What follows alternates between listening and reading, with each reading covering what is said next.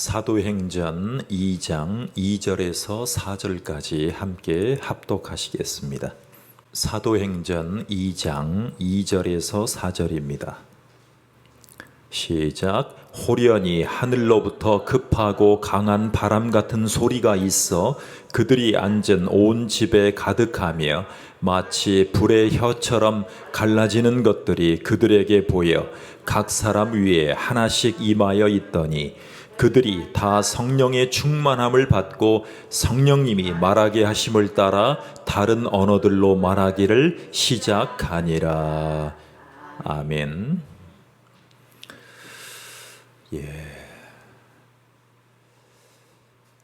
다른 언어들로 말하기 시작하니라라는 성경에 보면 두 가지 사건이 나타납니다. 첫 번째는 바벨탑의 심판 때 그랬습니다.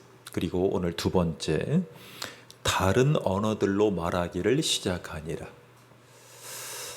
여러분, 글로벌 시대에 다른 나라 언어를 이해한다는 것은 굉장히 좋은 일입니다.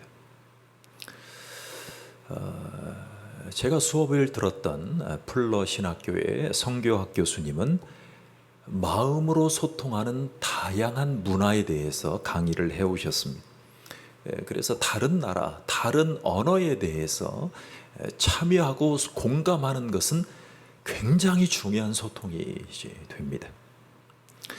사실은 우리나라에 여러 사람들이 있지만 각자 다른 기질과 경험 때문에 소통이 안 되는 분들을 위해서 하나님이 보내주신 천사들이 나타나기 시작했습니다. 근 10년 전, 근 20년 전부터 나타났던 이 우리 눈에 보이는 천사들을 말이죠. 그의 대표적인 인물들이 바로 김창옥 교수 같은 분들이 그렇습니다. 소통하는 것. 여러분, 같은 언어를 쓰더라도 소통하는 것이 굉장히 중요해졌습니다.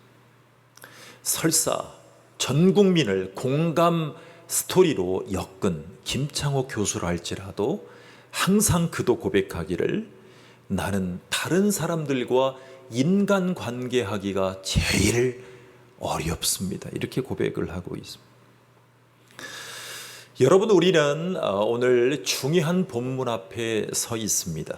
바로 오순절날 임했던 성령의 강림 역사입니다. 여러분, 호련히 하늘로부터 급하고 강한 바람 같은 소리가 있습니다. 그런데 오늘 말씀에 보면 표현에 급하다라는 표현을 썼습니다. 급하다. 성령님이, 삼위 하나님이 얼마나 급하시던면 급하게 역사하시기 시작합니다. 그런데 그게 소리입니다. 소리. 온 집에 가득했습니다. 그런데 현상이 어떻게 일어나냐면 불의 혀처럼 갈라집니다. 불의 혀처럼 갈라집니다. 여러분, 용광로에 가보신 적이 있습니까? 용광로. 저는 용광로를 많이 다녀본 사람입니다. 포항제철부터 세아베스틸, 현대제철, OCI, 우리나라의 주류 대형 공장들은 거의 다 가봤습니다. 큰 용광로. 여러분, 1층, 2층, 3층 정도 되는 건물 사이즈의 용광로를 구경해 보신 적이 있습니까? 거기에서부터 작은 대장장이가 철을 날카롭게 하면서 두드리는 망치와 정소리를 들어보신 적이 있습니다. 용접사가 이 용광로 주변에서 수도 많은 쇠와 씨름을 하면서 용접을 할 때에 용접을 합니다. 그러면 빨갛게 일어나는 그 쇠소리, 그 눈으로 보이는 그 쇠가 단련될 때에 저는 흡사 불의 혀처럼 갈라지는 성령의 역사가 곳곳에서 우리의 가시적으로 우리가 대입해 볼 수 있겠습니다. 그런데 그 용접할 때 일어나는 그 불꽃이 여러분 너무나 강렬해서 용접사는 항상 이 안경을 쓰고 작업을 하죠. 가만히 볼 수가 없는 거예요. 여러분은 각자의 신앙생활의 경험에서 성령의 역사를 어떻게 바라보고 계십니까? 과연 성령의 역사는 뭘까요? 여러분이 봤듯이 목회자가 안수하면 뒤로 넘어지는 것을 성령의 역사라고 생각하는 분들이 많으실 거예요. 그런데 유감스럽게도 여러분의 경험 속에서 목사가 안수한다 그래서 넘어지는 것들의 진위 여부는 분명히 우리가 기억해 볼 필요가 있어요.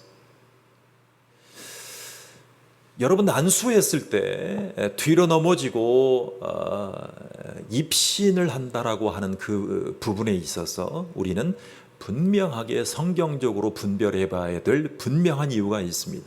여러분 요즘에 유튜브에 보면 신사도 운동, 오늘도 이 본문의 말씀은 사도들의 역사에 성령님이 역사하신 것이죠. 사도들이 일했던 본문의 상황 가운데. 그런데 성령님이 과연 역사하시는 부분이 어디 있냐 하는 부분에 있어서 우리는 분명하게 성경적으로 기억을 해봐야 됩니다. 여러분 이 부분은 초대교회 역사입니다. 성령 강림 사건입니다. 여러분 성령 강림 사건이 얼마나 중요하냐면 교회력의 절기력 가운데 성령 강림 주일이 있습니다. 그런데 과연 그때만 전해야 될 말씀이냐? 우리는 성령님의 역사에 관해서 어디까지 기대하고 사모해야 되는 것인가? 여러분 하나님이 영원토록 변함없으신 분이라는 것을 믿으신다면 오늘 이 순간에도 성령님이 역사하신다는 것을 우리는 신뢰해야 됩니다. 자, 오순절에 역사하셨던 성령님의 능력은 지금 이 순간에도 우리 가운데 역사하실 수 있습니다. 성령님의 강한 능력, 여러분 성령님의 강한 능력이 약해졌다라고 생각을 하기 때문에 많은 교회에서 오순절 성령 강림의 역사가 일어나게 해달라고 지금도 기도하는 것입니다. 그런데 성령님이 역사하시는 능력이 그때보다 약해졌다라고 생각을 하는 순간 성령님은 근심하기 시작합니다. 근심하기 시작해요. 여러분 우리가 성령의 선물과 함께 임하는 그런 역사에 대해서 많이 사모해 왔습니다. 성령님은 기사와 이적을 통해서 많은 역사를 해오셨죠. 그런데 우리가 성령 하나님이 의도하고 상징하는 것에 대해서 우리가 기대감이 덜하다면 성령님은 근심하기 시작합니다. 여러분 오순절이라는 이 절기는 굉장히 중요한 절기입니다. 자, 유대인들의 당시 신앙에 의하면 율법으로 임했던 절기입니다. 자, 율법이 주어질 때 이스라엘 백성들은 시내산에서 놀라운 권능을 경험하게 됩니다. 사실은 그랬죠. 그 놀라운 경이로움 앞에 모세는 두려워 떨었습니다. 그리고 우리 가운데 복음이 주어졌을 때, 즉 예수 그리스도를 통해서 하나님의 언약이 다시 확인되고 그 복음이 전해졌을 때 우리는 하나님의 특별한 임재하심을 계속 사모해 왔습니다.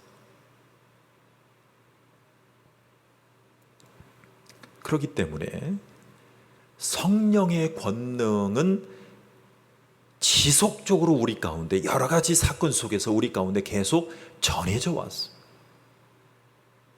그러니까 우리는 우리가 믿었던 하나님은 역사적으로 성령의 권능을 지속적으로 우리 가운데 역사해 왔어요. 여러분, 복음은 우리 가운데 요한계시록에 의하면 천년 왕국이 오기까지 점점 더 빛날 거예요. 여러분, 교회는 수는 줄어들어도, 우리나라의 교회의 수는 줄어들어도 성령님이 강림하시고 성령에 의해서 일어난 모든 역사는 지속적으로 계속될 것입니다. 저는 너무나 감사해요. 영국의 순례지를 갔을 때 설마 그곳에서 기도를 부탁하실지는 정말 몰랐어요. 여러분, 요한 웨슬레, 감리교 창시자라고 얘기하는 요한 웨슬레, 감리교를 넘어서 여러분 그 앞에의 광산에서 일하고 돌아와서 야훼에서 하나님의 말씀을 전했던 요한 웨슬레. 요한 웨슬레가 야훼에서 설교했다라고 유명했던 그곳에 우리는 순례 중이었습니다. 그곳에 도착하고 우리 가이드 선교사님의 그 가이드에 우리가 힘입어서 마음이 뜨거워지기 시작했습니다. 전 세계는 나의 교구다. 이렇게 고백했던 요한 웨슬레가 설교했던 바로 그곳에서 기도하라고 명이 떨어집니다. 그래서 어떻게 기도해야 되지? 통성기도가 끝난 후에 기도를 부탁받은 제가 기도하기 시작합니다. 어떻게 기도할까? 어떻게 기도해야 좋을까? 어떻게 기도해야? 그를 주장하고 그에게 성령의 권능을 허락하신 성령 하나님의 이 목회자들로 축복을 받을 수 있을 것입니다. 심히 부담되는 그 순간에 저는 이렇게 기도했습니다. 삼위 하나님, 우리를 위해서 역사해 주신 그 사랑의 은혜가 너무나 커서 하나님 앞에 이 자리에 오게 되었습니다. 우리는 지금 이 자리에 20여 분의 목사님들이 계시지만 인천에서 제일 큰 교회 목사님도 계시고 신학교 교수님도 계시고 우리나라의 대표적인 설교 신학자도 계시고 가장 작은 목회자도 계십니다. 그러나 부인할 수 없는 것은 우리는 성령 하나님을 의지해서 복음의 권능에, 성령의 권능에 사로잡힌 이 순례지를 순례하면서 하나님 앞에 꿈을 꿉니다. 그것은 정말 처절하게 가진 것 없이 정말 사례비 없이 살았던 요한 웨슬레, 성령님이 붙들어 주셔서 전 세계를 교구로 삼아 복음을 전했던 요한 웨슬레를 썼던 그 성령 하나님이 우리 가운데도 역사해 달라고 간절히 기도했습니다. 그리고 돌아왔습니다. 저는 그 중에서 가장 작은 목사고 가장 내세울 곳이 없는 목사이기 때문에 하나님 앞에 지금도 기도하고 있습니다. 하나님, 설교에 훈련을 하고 싶은데 훈련할 수 있는 거리를 좀 주세요. 거리. 그래서 요즘에 요한 웨슬레, 스퍼전, 로이드 존스, 존 스터트, 존 메가더, 존 파이퍼, 마크 데버, 얼마 전에 소천하신 R.C. 스프롤, 여러분 조지 휘필드, 장로교를 창시했다라고 전해지는 스코틀랜드의 존 낙스. 여러분 존 낙스가 그가 설교를 준비하고 설교했던 교회에 가보면 우리는 기절초풍하는 아주 놀라운 광경을 맞닥뜨리게 됩니다. 지금 그 스코틀랜드는 영국에서도 가장 번화한 영국의 맨하탄 같은 곳이 되었습니다. 그런데 존 낙스가, 장로교의 창시자라고 전해지는 존 낙스가 유럽의 교황과 유럽의 왕들에게 미움을 받아서, 즉 진리를 수호한다고 평생 이 왕들과 교황과 싸우다가 그곳에서 설교를 준비했던 그곳에서 두건을 쓰고 그가 입었던 옷을 입고 그 서재에 앉아서 사진을 찍는데 마침 그곳이 어떻게 돼 있냐면, 여러분 도시를 계획할 때 이 도로를 짜야 되잖아요. 근데 그 맨하탄 같은 곳에 존 낙스가 설교했다라고 전해지는 그 건물을 보존하기 위해서, 세계인들이 와서 그 설교자를 경험하게 여기 위해서, 그걸 보존하기 위해서 그 건물만 도로 한가운데 이렇게 싹 들어가 있는,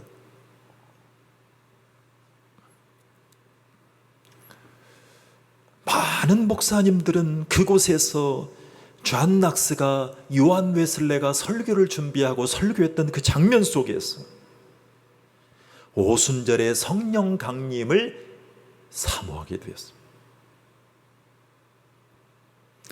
여러분, 오순절에 첫 열매를 드리던 날을 맥추절이라고 얘기를 합니다. 맥추절. 그런데 이 절기는 처음 익은 곡식을 하나님께 바치는 날이었어요. 자, 복음의 추수가 시작될 때 성령님의 권능을 목격할 수 있었다면, 여러분, 복음의 추수가 한참 진행되고 있을 때 수많은 곡식단을 거두고 있는 이때에 성령님의 권능을 사모하는 것이 맞지 않습니까? 바로 그 절기가 지금 사도행전에 나왔던 2장의 이 백그라운드 상황이 바로 그 성령님의 권능을 기대하는 곡식을 추수하는 그 장면이었어요. 여러분, 이 오순절이라는 이 절기 가운데 처음 이 익은 곡식을 하나님께 바쳤던 이 절기 가운데 성령의 권능을 사모해 하고 있었어요. 여러분, 이 오순절이 바로 이러한 눈에 보이는 곡식을 사모했던 절기였다면 실제 영적인 추수는 얼마나 놀라운 일들이 우리 가운데 일어나야 될까요? 그래서 우리는 성령님을 사모하는 것입니다. 자, 그분의 사명을, 그분의 성령님의 사명을 우리는 받은 그리스도인들입니다. 이 오순절 때에 여러분, 성령님이 임재하시는 이 상징을 뭐라고 표현했냐면 급하고 강한 바람 같은 소리라고 얘기를 해요. 그리고 불의 혀같이 갈라지는 것, 이 두 가지의 현상을 얘기하고 있어요. 자, 이 상징을 한번 보기 원해요. 자, 첫 번째, 하나님의 역사하셨던 상징인 바람을 보기를 원합니다. 바람. 여러분, 구약 성경에서 하나님은 바람, 호흡이라는 이 상징을 통해서 자신을 계시해 왔다는 것을 기억하십시오. 여러분, 원어로 보면 바람과 영은 히브리어로 같은 단어입니다. 그런데 신약 성경에 사용된 원문 헬라어를 보면 예수님이 니고데모에게 하시는 말씀을 번역할 때 영이란 표현을 씁니다. 영이란 표현. 자, 그런데 바람으로 번역했어요. 바람. 그런데 여러 가지 이유로 성경은 영이라고 또 번역을 했어요. 여러분, 바람이라는 성질은 모든 물질 가운데 가장 영적인 물질로 표현하기 시작합니다. 여러분, 바람은 눈에 보입니까? 안 보입니까? 눈에 보이지 않아요. 요한 웨슬레가 야외에서 전 세계는 나의 교구다라고 써있는 그 언덕에서 기도했던 그 장면에 보면 거기에 바람이 싹 흘러갑니다. 우리는 육신적으로도 요한 웨슬레가 전 세계를 교구로 삼게 해달라고 기도했던 그 바람이 앞에 들판을 쑥, 그리고 그것이 영적으로 전 세계에 복음이 전해지지 않았습니다. 눈에 보이지 않습니다. 공기와 같습니다. 신비롭습니다. 그래서 번역되기를 영과 가장 정확한 의미로 바람이라고, 영이라고 번역한 것입니다. 여러분, 예스겔이 전한 환상 가운데서 예스겔 선지자가 마른 뼈라는 이 골짜기에서 경험했던 장면을 기억하십니까? 예스겔 37장이죠. 마른 뼈 가운데 생명이 불어일으키지 않습니다. 그때 성령님은 생기를 주는 바람으로 묘사가 되었습니다. 선지자 에스겔 선지자가 예언했을 때 마른 뼈들이 살아날 때까지 그 위로 바람이 불어오는 그 장면을 우리가 에스겔서를 통해서 확인해요. 그래서 성경은 하나님의 역사를 표현하고 하나님의 역사를 증거할 때에 자기 종들을 가르치시는 그 장면을 묘사할 때 바람으로 언급하셨어요. 자, 나훔서 1장 3절에 보면 여호와의 길은 회오리 바람과 광풍에 있고 이렇게 얘기해요.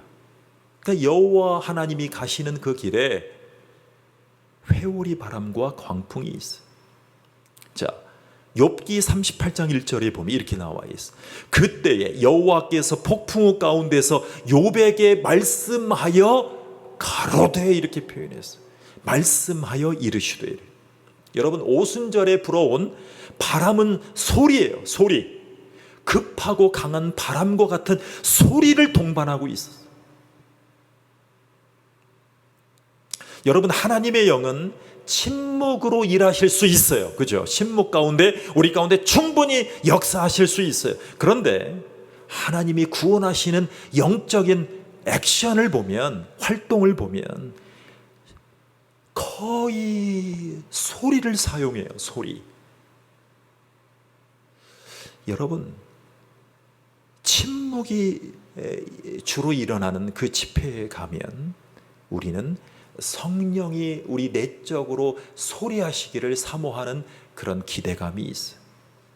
그래서 고요함 속에서 이 내 안에 있는 내 고통이, 내 내적인 모든 것들이 하나님 앞에 하나님의 영이 소리로 들려지기를 원해. 그래서 하나님의 음성을 듣는 그런 많은 몸부림이 있지 않아요. 그게 영적인 바람처럼 성령님이 묘사되기 때문에 그래요.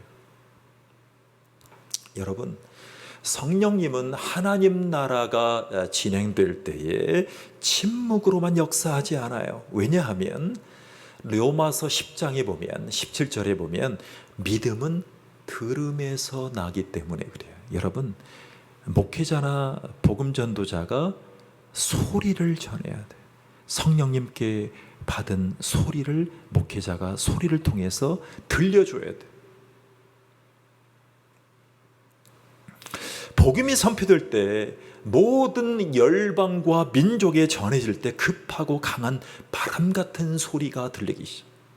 자, 여러분, 이렇게 재미난 얘기가 있어요. 주님이 우리에게 귀와 혀를 주지 않으셨다면 예배라는 행위는 침묵으로만 드릴 거예요. 그렇죠?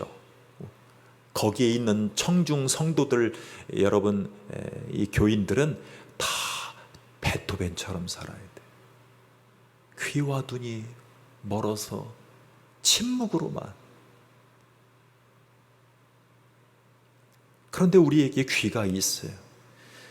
주님은 우리가 무언가를 듣기를 원해요. 그리고 우리에게 혀가 있는 순간 우리가 말을 하도록 하나님이 역사하고 계세요. 여러분,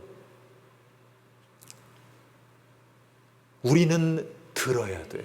우리는 듣는 거예요. 자, 여러분, 조용한 것을 좋아하는 분들이 계시죠. 조용한 것을 좋아하는 분. 그런데 복음이 자유롭게 여러분 뻗어나가는 곳에는 소리가 필요해요. 소리가.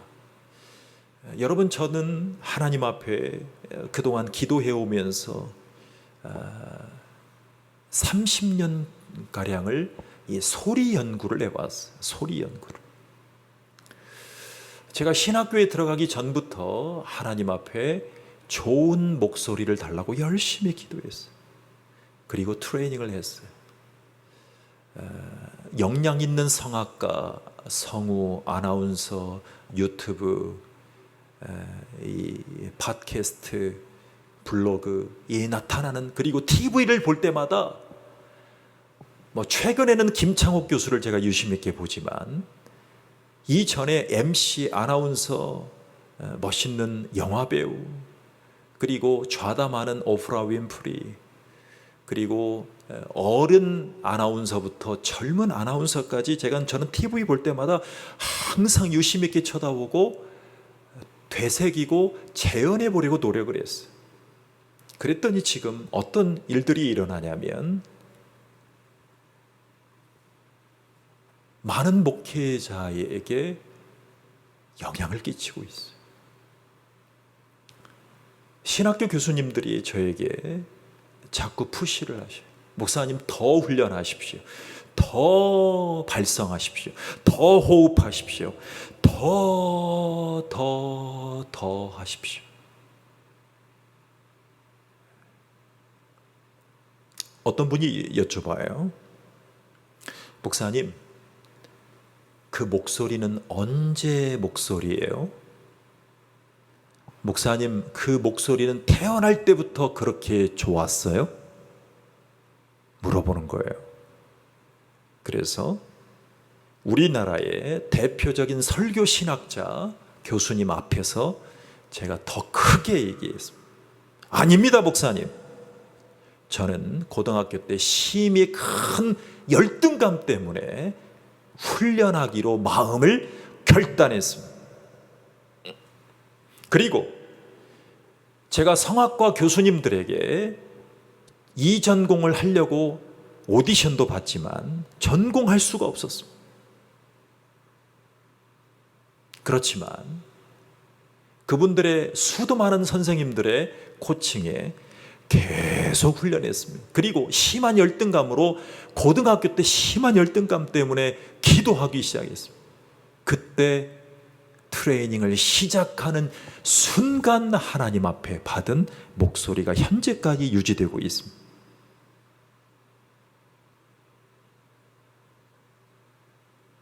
그리고 지금 이번 주에는 우리나라의 유수한 방송국에 설교를 송출하기로 본부장님과 상의하고 왔습니다.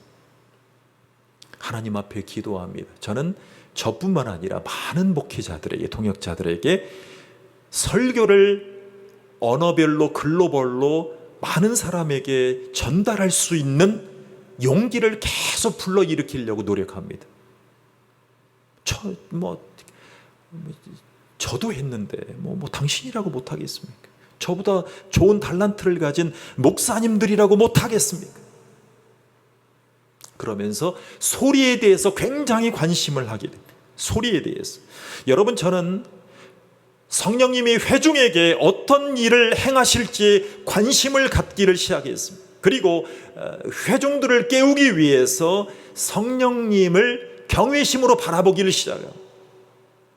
여러분, 엄숙하게 부는 급하고 강한 바람보다 여러분, 성령님이 역사하시는 그 자리에서 목회자라 할지라도 보조자로서, 성령님의 보조자로서 우리는 성령님의 수종자로 설 수 있습니다.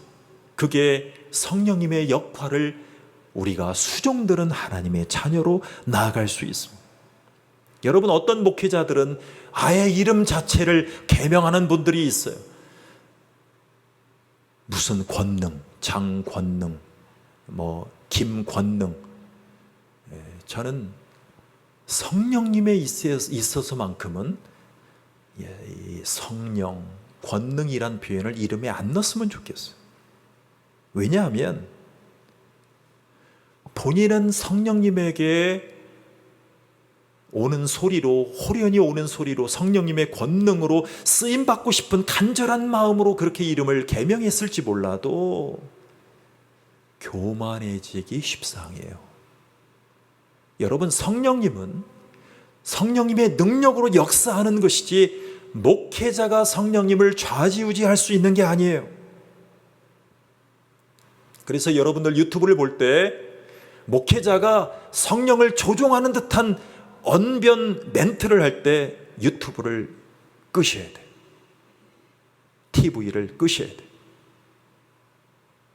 들으면 안 돼요. 모든 것이 다 엇나가게 돼 있어요.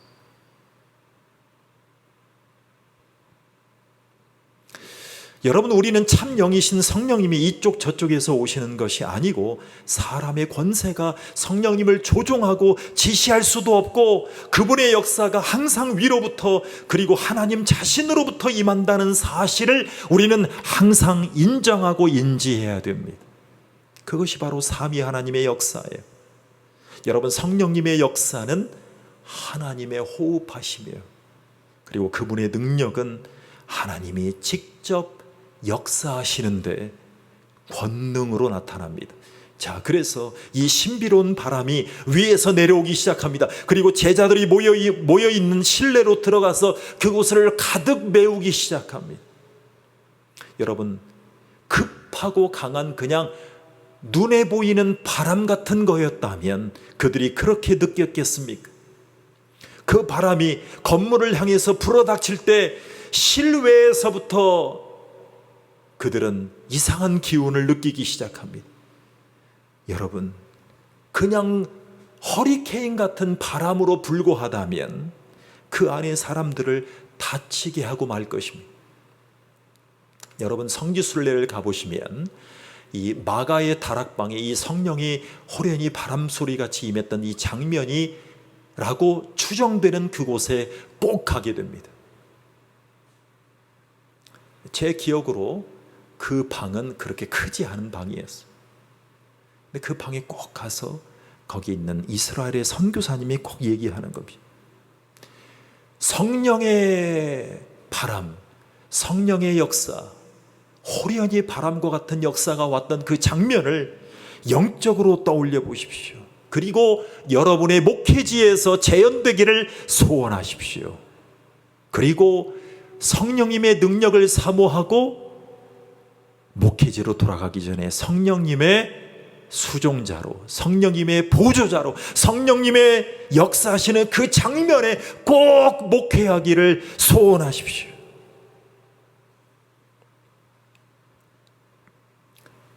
이곳에 있던 무리들 가운데 그들은 뒤로 넘어지거나 그들은 자지러지거나 그들은 그러한 상황 가운데 성경은 기록한 적이 한 절도 없어요. 다만 복을 주셨어요. 복을. 여러분, 하나님의 영이 임할 때, 하나님의 바람이 임할 때, 하나님의 소리가 임할 때 생명이 살아나기 시작합니다. 성령님이 우리를 살리십니다. 그 후에도 우리가 살아있게 하십니다. 우리의 내적인 생명을 자라게 하십니다. 그리고 온전하게 하십니다. 이것이 성령의 역사예요.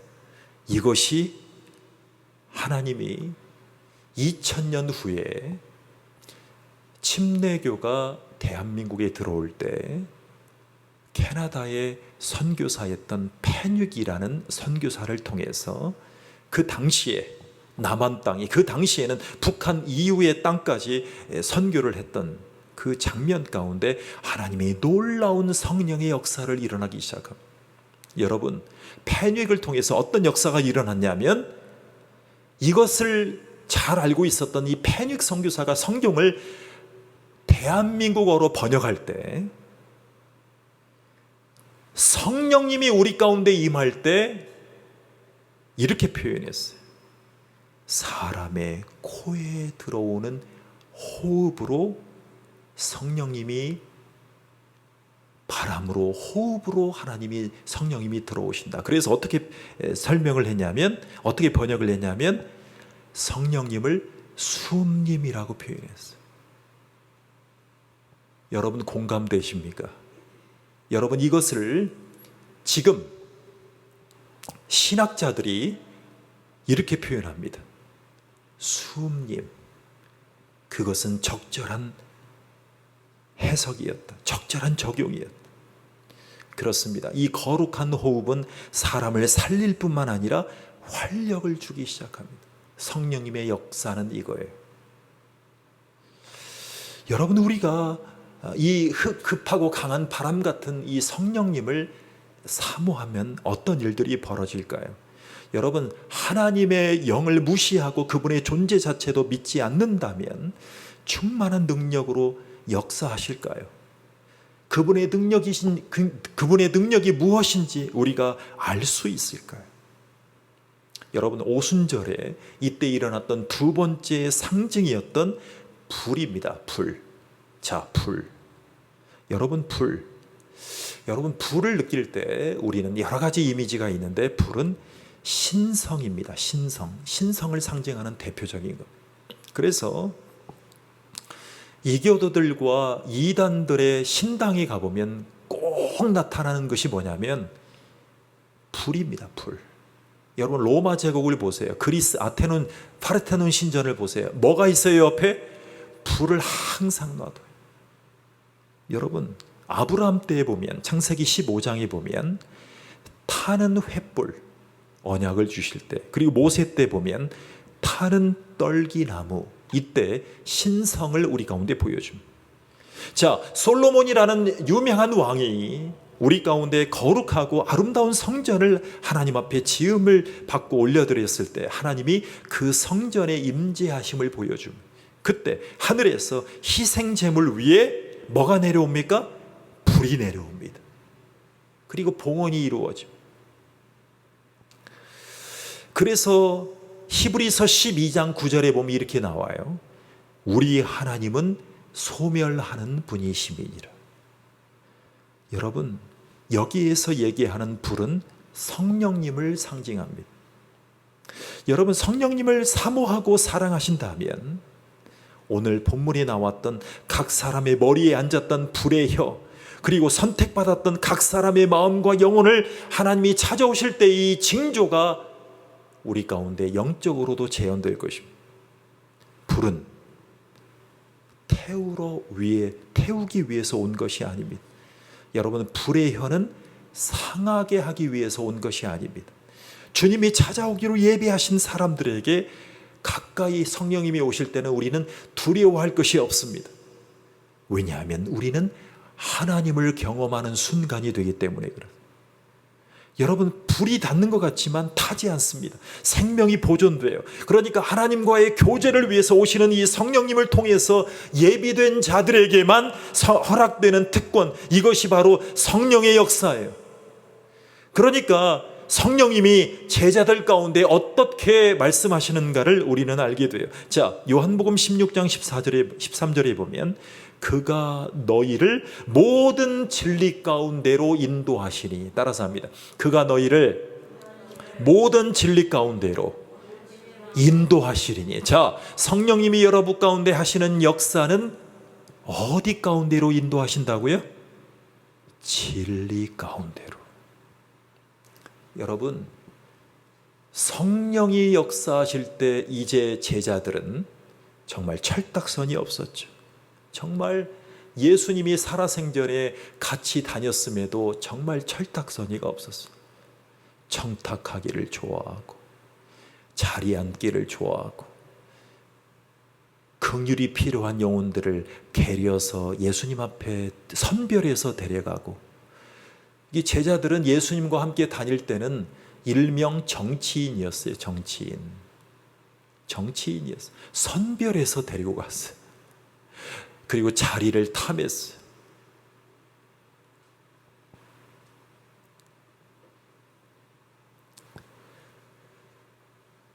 그런데 제자들은 더 이상 훈련되지 못한 이스라엘의 어린이들로 있지 않았어요. 자, 이 제자들을 이제는 성령님이 어떻게 역사하시냐면 이스라엘 민족의 교사로, 장차 열방을 위해서 복음을 전할 자로, 제자로, 사도로 인도하시길 원해요. 그래서 성령님이 그들에게 임하기 시작한 거예요. 빛 되신 성령님이 그들에게 임하는 거예요. 빛을 비추기 위해서 불로 임하는 거예요. 불이 타오르게 하는 거예요. 제자들의 임한 이 불꽃이 모든 사람의 머리 위에 내려앉아요. 그리고 제자들은 강한 열정의 사람으로, 자기를 희생할 수 있는 사람으로 변화되기 시작합니다. 그래서 뭐라고 불리기 시작합니까? 사도라고 불리기 시작합니다. 그리고 그들이 받은 열정으로 그들은 불타는 언어로 말하기 시작합니다. 그리고 그리스도께 나와서 생명을 얻을 수 있도록 많은 사람들 앞에 설교하고 전파하기 시작합니다. 그리고 설득하고 간청하기 시작합니다. 이 불로 임했던 성령의 감동으로 그들 가운데 인생이 변해지기 시작합니다. 그래서 불의 혀같이 갈라지기 시작했더라. 이 경험을 하기 시작하는. 그래서 이 불은 죄를 태워주는 불이 돼요.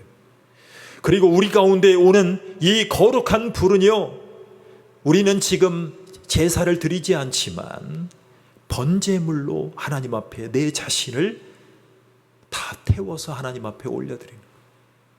그래서 요한 웨슬레가 말을 타고 복음을 전하는 그 장면에 기념관 교회를 가보니까 그 기념관 앞에, 그 교회 앞에 말을 탄 동상을 내놨어요. 그때 말을 타고 복음을 전하는. 지금은 말이 유튜브예요. 지금은 말이 인터넷이에요.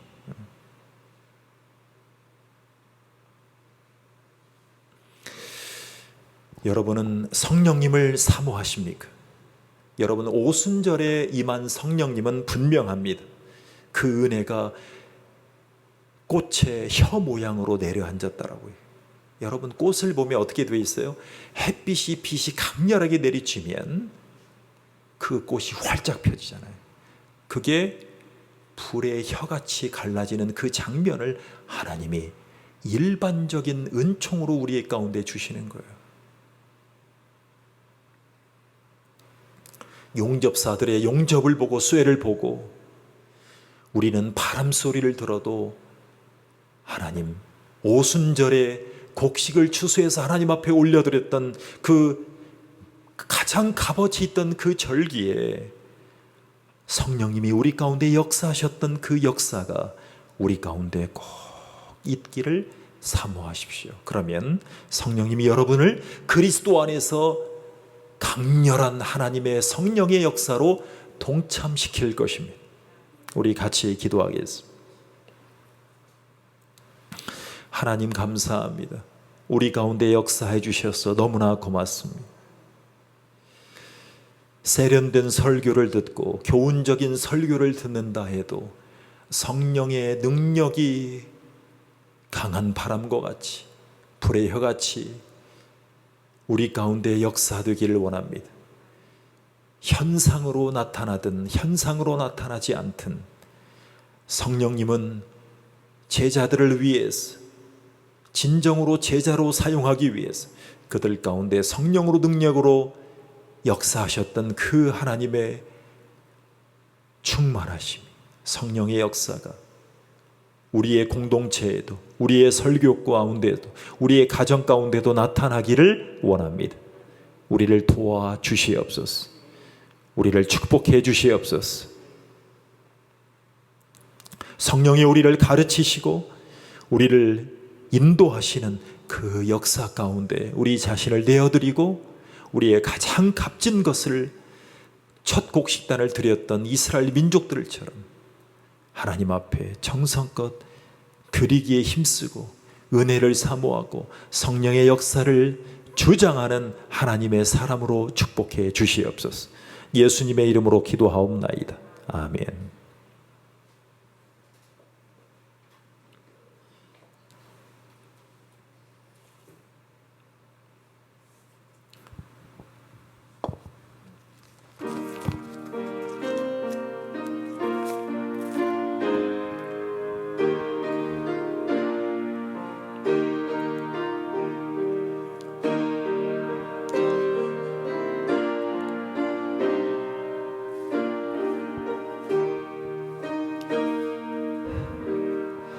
나의 몸이 상하여 근심 걱정 쌓이고 나의 죄가 무거워 아픔 속에 빠졌네.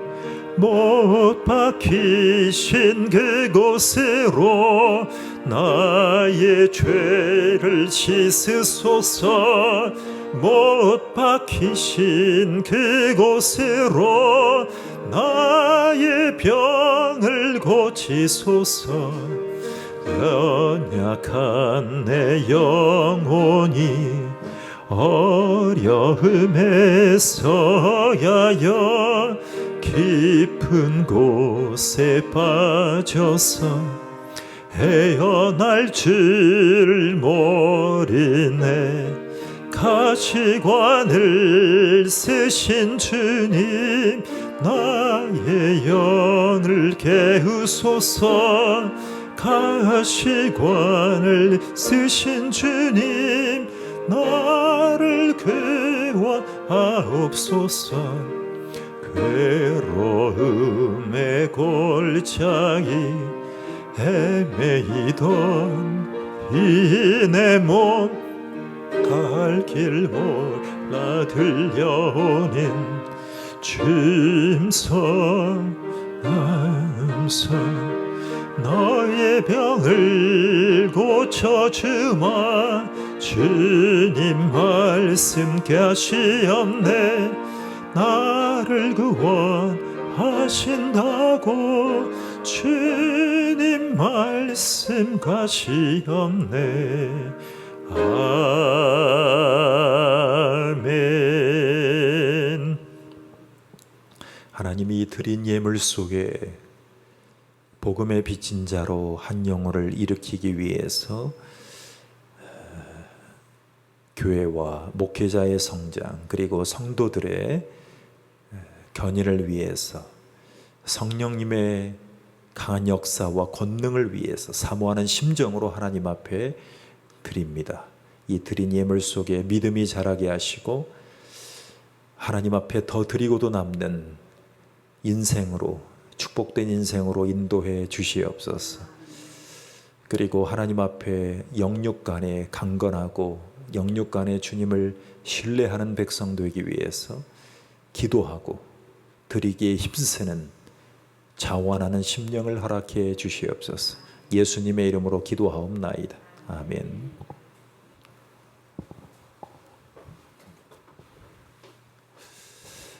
예, 아까 말씀드린 대로 굿TV 그 케이블과 인터넷으로 방송되는 우리 TV 채널로도 나오는 굿TV에 앱을 다운받으시면 됩니다. 녹톡이라고 있으면 녹톡. 그래서 거기에 설교가 앞으로 링크가 될 겁니다. 그리고 성경 낭독한 자료들도 그 앱에 올라갈 수 있도록, 탑재될 수 있도록 직원분들과 소통하고 있습니다. 그리고 앞으로 찬양단이 만들어지고 찬양단의 좋은 퀄리티로 녹음이 되면 계속 방송할 수 있는 여건이 만들어집니다. 그거에 대한 희망을 받습니다. 희망을 봤어요. 우리 극동방송의 이사장이신 김장한 목사님은 이사장 된 지가 한 20 몇 년 되셨더라고요. 그런데 그 박물관에 본사에 가보니까 직원들 월급이 부족해서 400만 원을 놓고 기도했던 그 일화가 있습니다. 그 기도를 듣고 물어봤다. 왜 목사님 그렇게 기도하냐고. 그랬더니 지금 직원들에게 줄 400만 원의 월급이 부족해서 발을 동동 구르고 있다고. 그때 어디선가부터 헌금이 들어와서 직원의 월급을 주기 시작하다가 지금은 17억 명, 전 세계 75억 인구 중에 가시청권이 17억 명에게 전파를 쏩니다. 러시아로, 중국으로, 중앙아시아로. 저도 꿈을 꿉니다. 혼자 할 수 없기에 지원 그룹, 사역자 그룹을 달라고 기도합니다. 음향의 전문가, 영상의 전문가, 방송국급으로 가려고 합니다. 평생에. 그래서 제가 수학한 풀러신학대학원의 설립자인 찰스 플러라는 이 목사님은 원래 미국 전역의 라디오 설교자였습니다. 그래서 교수님이 갑자기 저한테 그러는 거예요. 목사님 유튜브 잘 보고 있다고. 구독자도 많네요. 몇 년 안에는 더 잘 되겠네요. 그런 격려를 주면서 라디오 방송도 해보라고. 라디오 방송. 시대가 영상 시대가 된 것처럼 보여서 라디오가 사장될 줄 알았는데 라디오는 없어지지 않았다고. 차에서 일터에서 많이들 듣는다고. 근데 그 얘기를 제가 모르고 있지 않은데 격려를 주시니까 더 비전이 확장되고 있습니다. 위에서 기도해 주시고 지원해 주시고 헌금해 주시기를 부탁을 드립니다. 우리 다 함께 일어나셔서 하나님 앞에 주기도문 찬양 드립니다.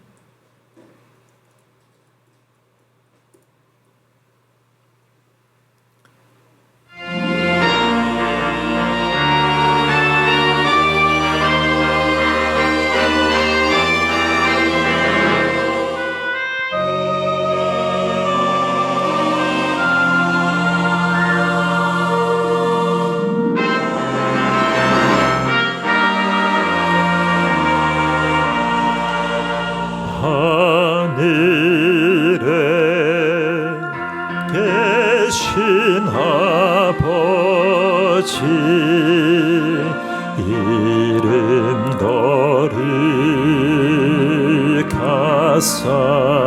거룩하사 주님 나라 임하시고 뜻이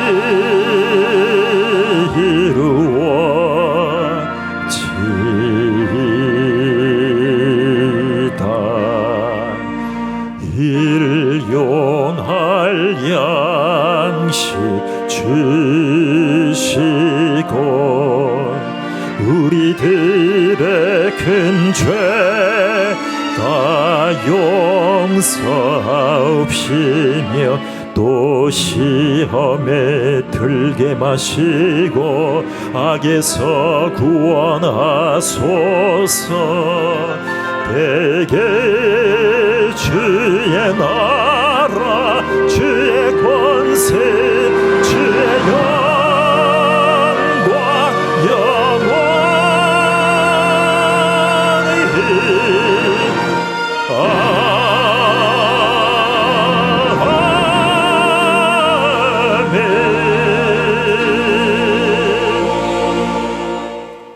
지금은 우리를 구원하러 오신 예수 그리스도의 은혜와 예수 그리스도 안에서 보내신 성령 하나님의 우리를 향한 옆에 계시고 위로하시고 격려하시는 성령 하나님의 은혜와 우리를 사랑하셔서 끊임없이 오순절에 역사적인 배경에 힘입어 진정한 제자됨의 출발로 성령의 권능을 덧입은 그 역사가 우리의 삶에도 목회제에도 재현되기를 사모하는 모든 교회와 성도님들 위해 영원토록 함께 계실지어다. 아멘.